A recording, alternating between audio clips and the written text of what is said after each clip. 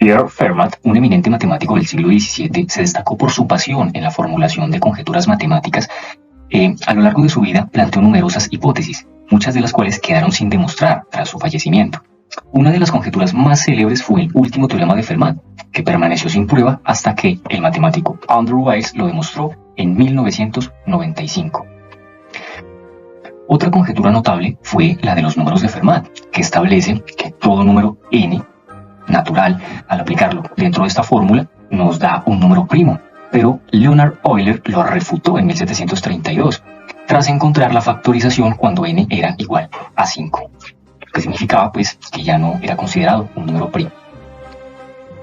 En este contexto, el pequeño teorema de Fermat, sí, que fue una contribución significativa de Fermat, se convierte en una base fundamental en este curso, o al menos, bueno, en esta sesión exploraremos la importancia que tiene este pequeño teorema de Fermat, que ya lo hemos visto en sesiones anteriores. Sin embargo, vamos a darnos cuenta que lo podemos generalizar a través de una función maravillosa y sobre todo muy importante dentro de la teoría de números, que es la función phi de Euler. Pero esta función phi de Euler va a estar aplicada a un teorema importantísimo también, que es conocido como el teorema de Euler, del cual hablaremos más adelante. Aplicaciones del teorema de Euler, criptografía y matemáticas puras. Para la criptografía tenemos el RSA, Rivest-Shammers-Adman. El algoritmo de cifrado RSA es uno de los sistemas de cifrado asimétrico más utilizado en el mundo. El teorema de Euler es esencial en la generación de claves RSA y en el proceso cifrado y descifrado.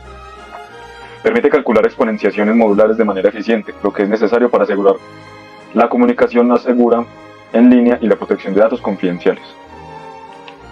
También tenemos para la criptografía la firma digital. La firma digital es uno de los componentes claves de la autenticación y la seguridad en línea.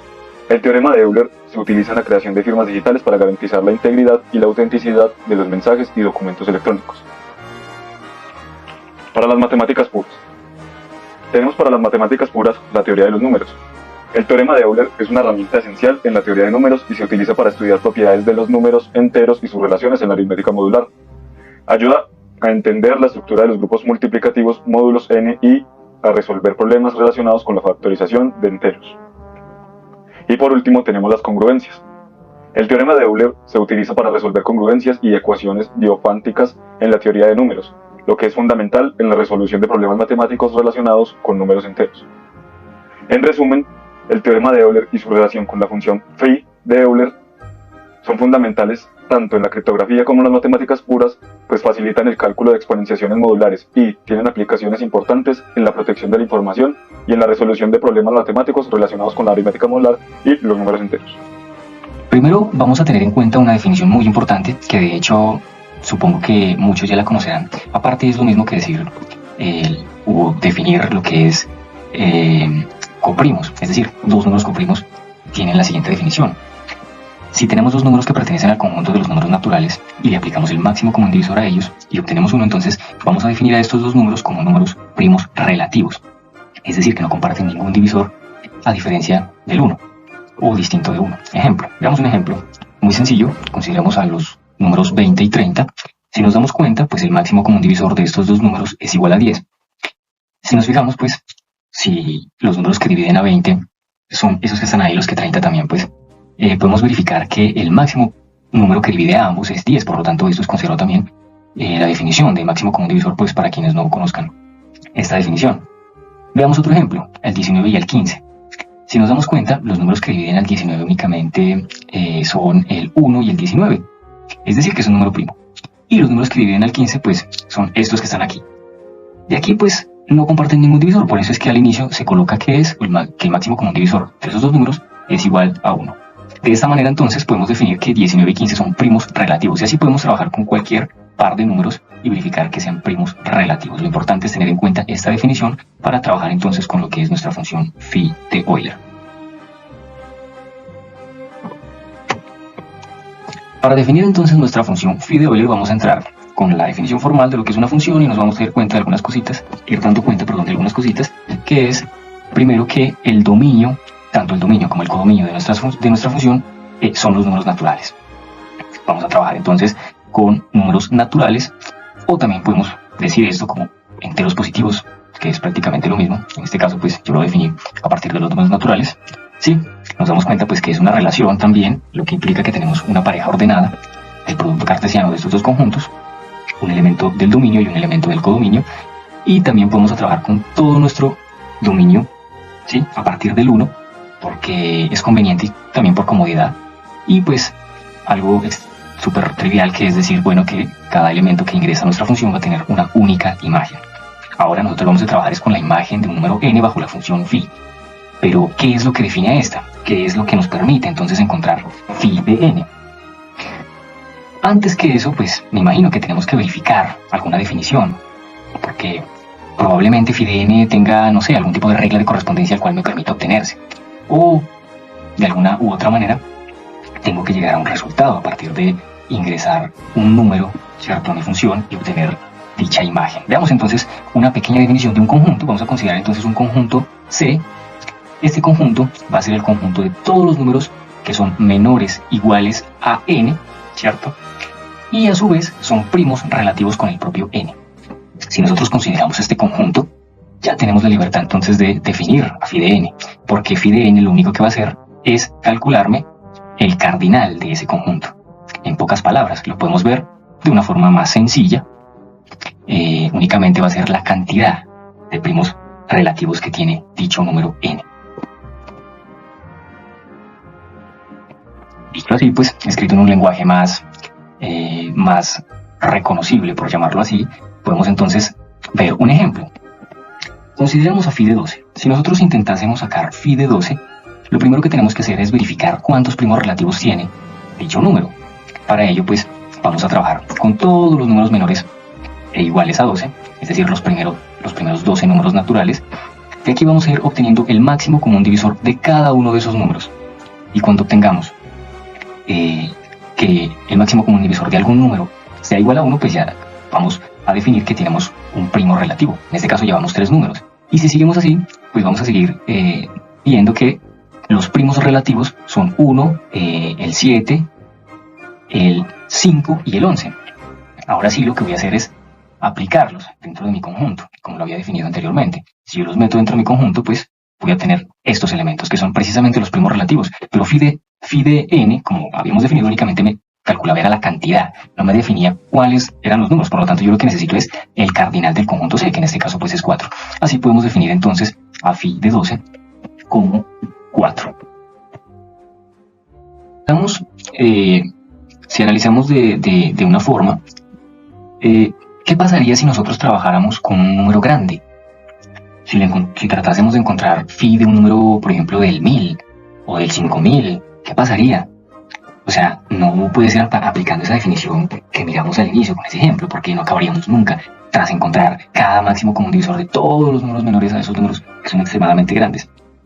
Pues precisamente nuestra función phi tiene unas propiedades importantísimas que nos van a ayudar a encontrar dicha imagen de una forma más sencilla, y las vamos a ver. Y también a partir de estas vamos a definir una fórmula, por llamarlo así, o una regla de correspondencia que nos va a permitir encontrar de una forma inmediata, por llamarlo así, la imagen de un número bajo nuestra función phi, siempre y cuando ese número sea extremadamente grande. Así sea demasiado grande, vamos a darnos cuenta que podemos encontrarlo de una forma muy sencilla. Veamos entonces las siguientes propiedades. Dado que siempre debemos contar al número 1, se tiene que phi de 1 es igual a 1. Propiedades de la función phi. Primera propiedad. Sea p un número primo, entonces phi de p es igual a p menos 1. Esto porque si p es primo, entonces todos los números naturales menores que p son coprimos con ese número, por definición de número primo. Dado que un número primo solo tiene dos divisores, el 1 y el propio primo, por lo tanto todos los números desde 1 hasta p menos 1 son coprimos con p. Recordemos que dos números son coprimos si su máximo común divisor es 1, es decir, no tienen ningún factor primo en común. Vamos a ver un ejemplo.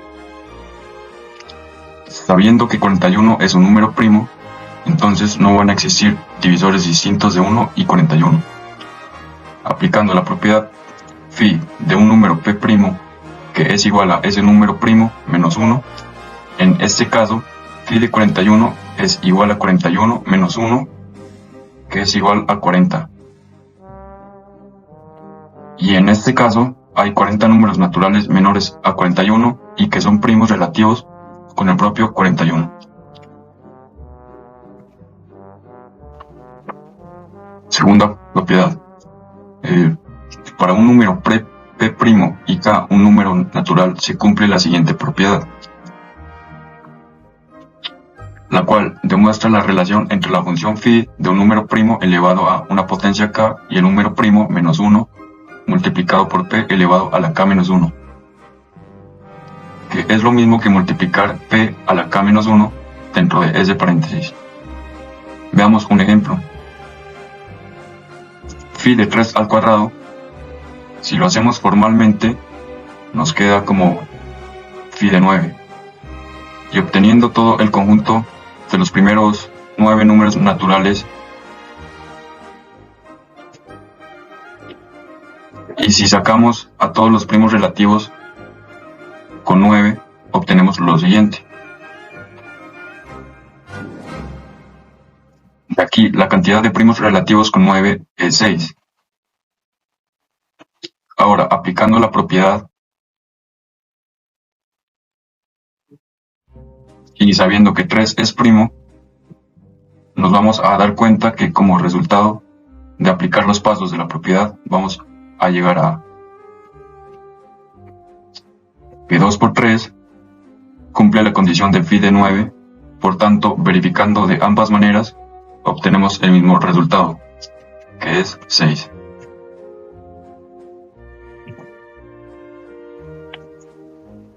Tercera propiedad. Phi es una función multiplicativa. Sean m, n primos relativos, entonces phi de m y n es igual a phi de m por phi de n. Veamos un ejemplo.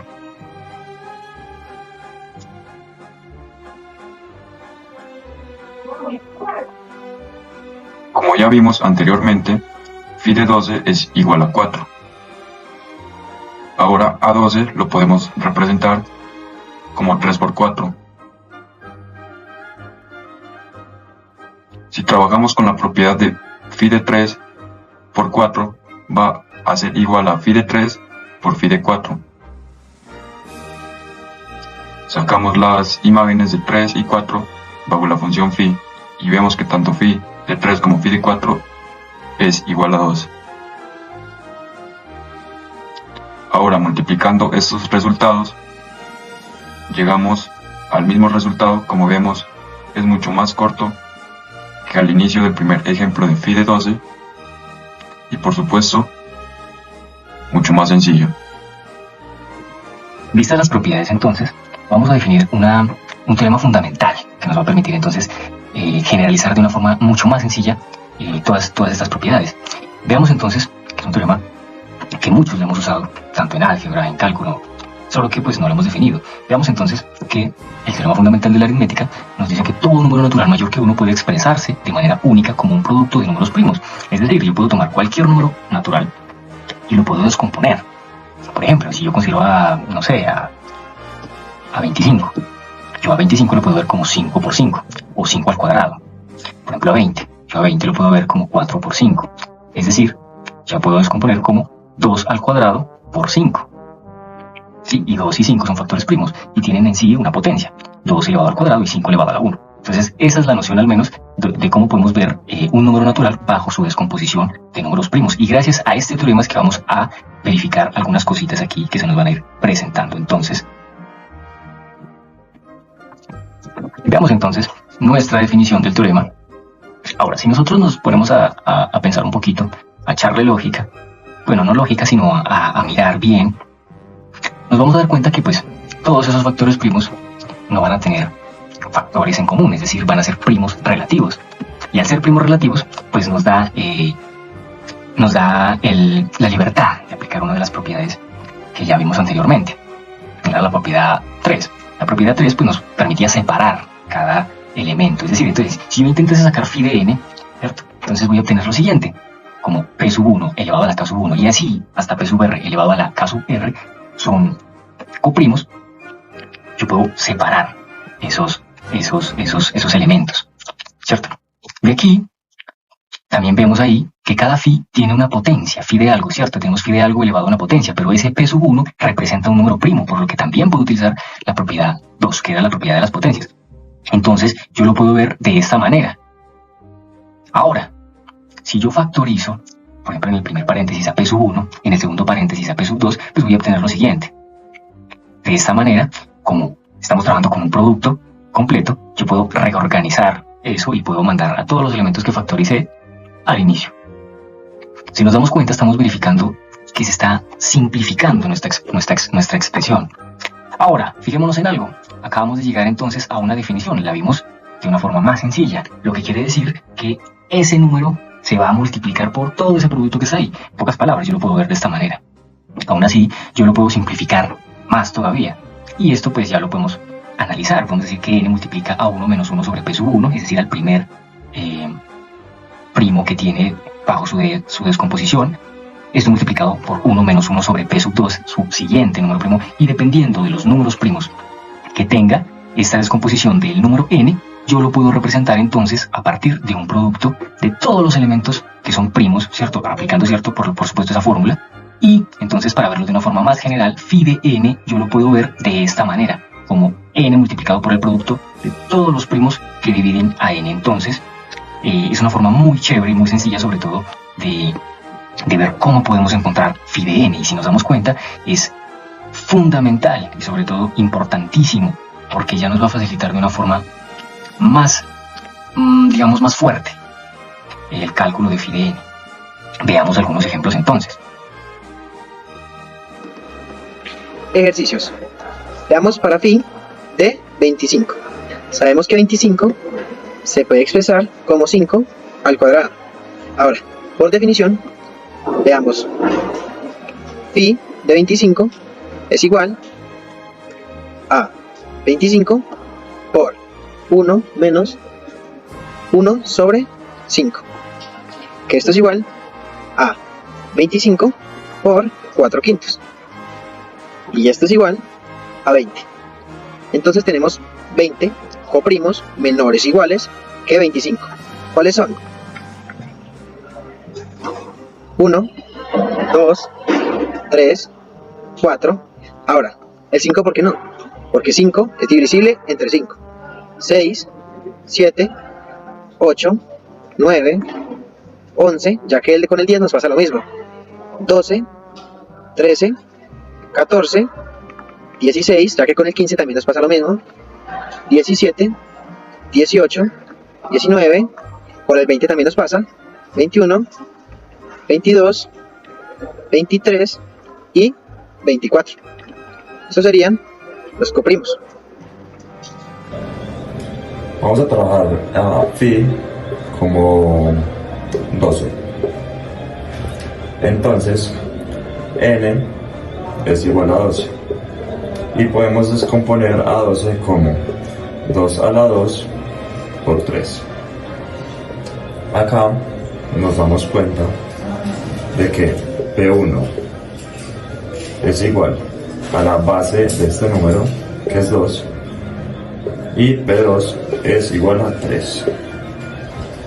Reemplazando esto en esta fórmula, nos queda phi de n, que es 12,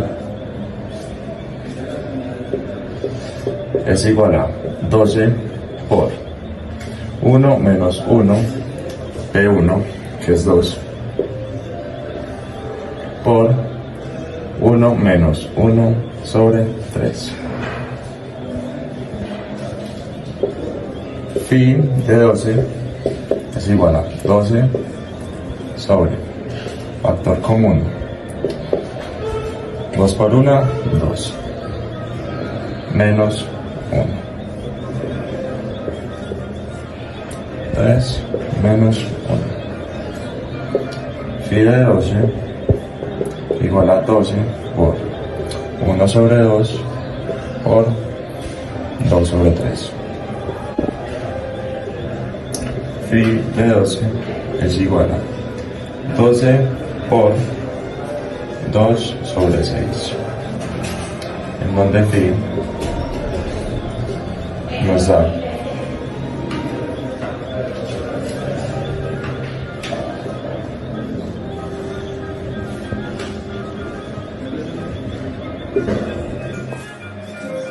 entonces tenemos que phi de 12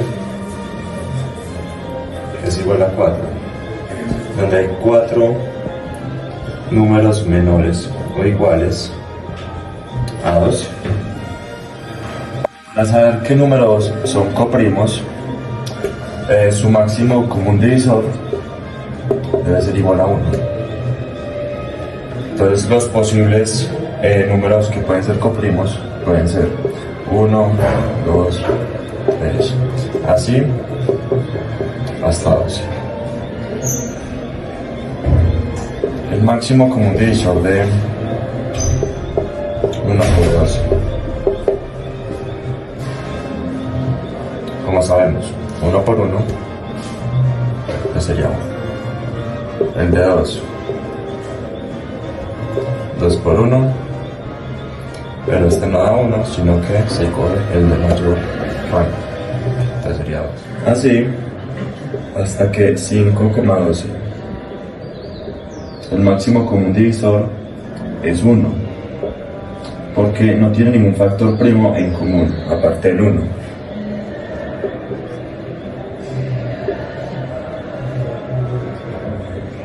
Asimismo con el 7, que también nos da 1, porque no tiene factor común, a excepción del 1. El 8 sí tiene, el 9 también, el 10 también, a excepción del 11, que también nos da 1. Entonces tenemos que los números comprimos de phi 12 son 1, 5, 7 y 11, según el resultado anterior, que eran 4 números. Nos piden hallar phi de 2464.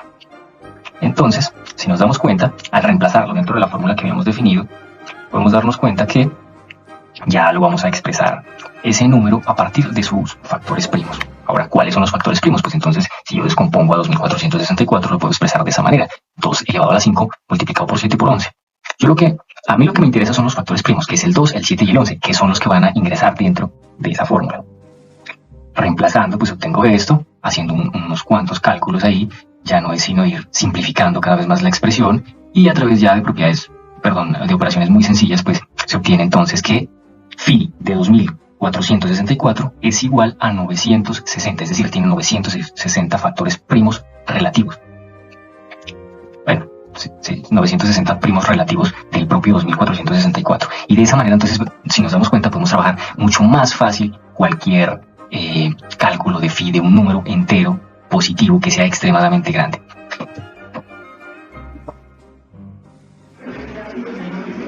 Teorema de Euler y su relación con phi n.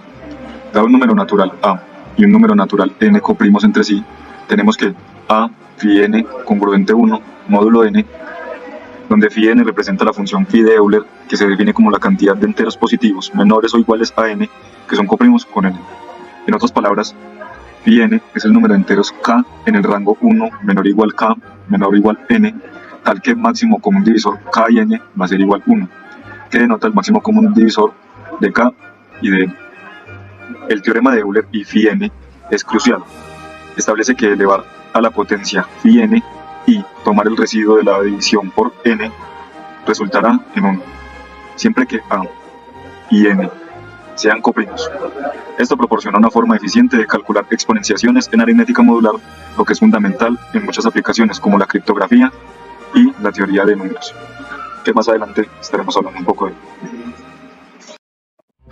Dada la definición entonces del teorema de Euler, veamos entonces que si nosotros tratásemos de tomar, no sé, a elevado a un número primo, a phi de un número primo, perdón, y le sacamos el módulo a p. Consideremos entonces que p sea primo, listo. Entonces lo que vamos a tener es a elevado a la phi de p, que va a ser congruente con un módulo p. ¿Pero qué quiere decir? Si nosotros aplicamos nuestra propiedad, lo que ya habíamos mirado anteriormente, pues el cálculo de phi de p, un p', pues no era más que p menos 1. ¿Sí? Por lo tanto, fíjense que podemos generalizar a partir de la función phi de Euler y también a través del teorema de Euler nuestro pequeño teorema de Fermat.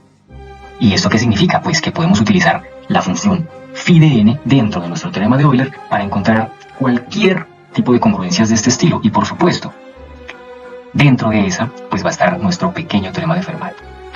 Es por eso que es de gran importancia tanto este teorema de Euler como nuestra función phi.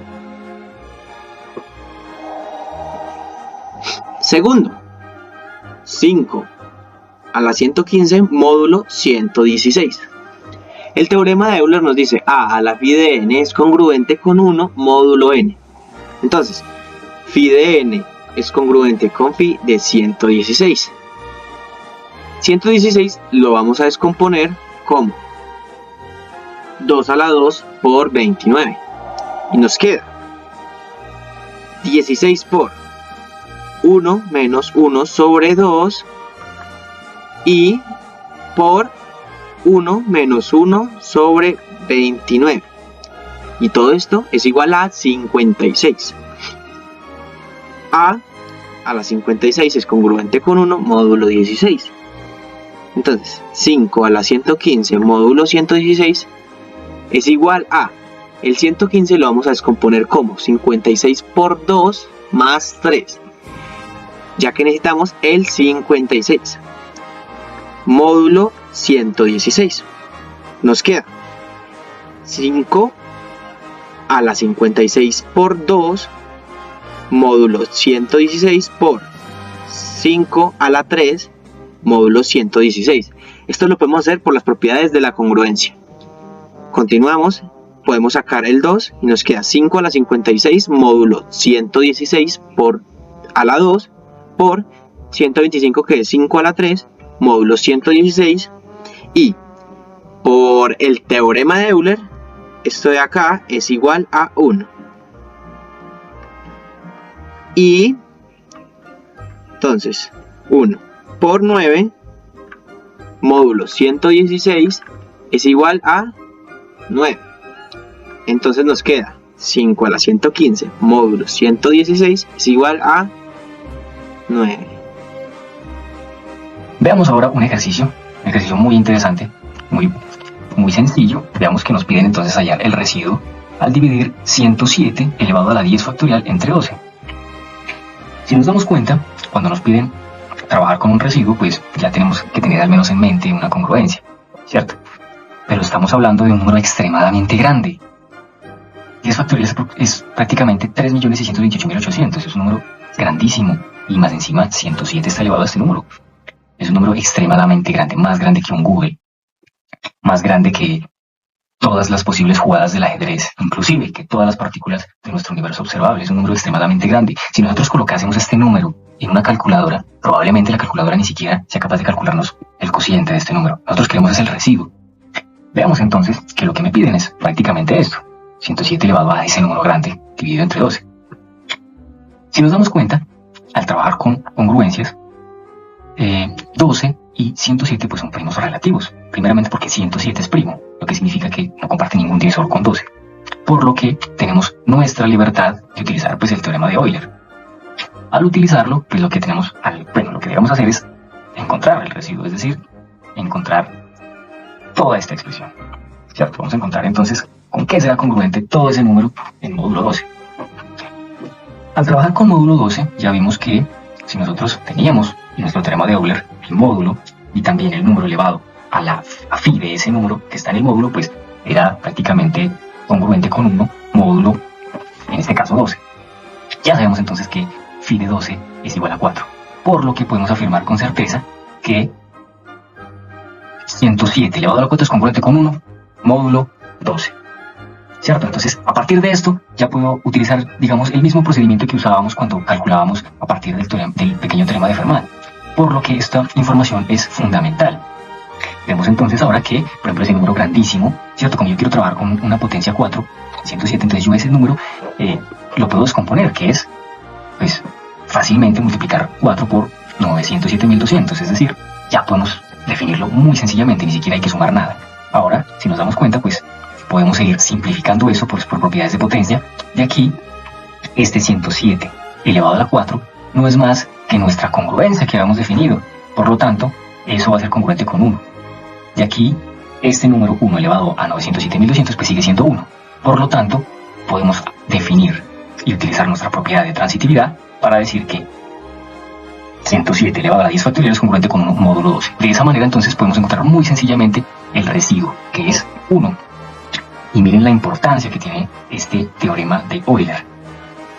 Tan importante que ni siquiera ese número, que es impresionantemente grande, le hizo frente a este teorema. Es decir, en cuestión de segundos calculamos el residuo de un número que una calculadora o, bueno, al menos una máquina le costaría al menos, ¿no? Sería una carga computacional grande. Y nos dimos cuenta también de la importancia que tiene esta función, porque a partir de esa función es que nosotros hemos definido todas estas cosas. Por eso es prácticamente una maravilla de nuestro maestro Euler.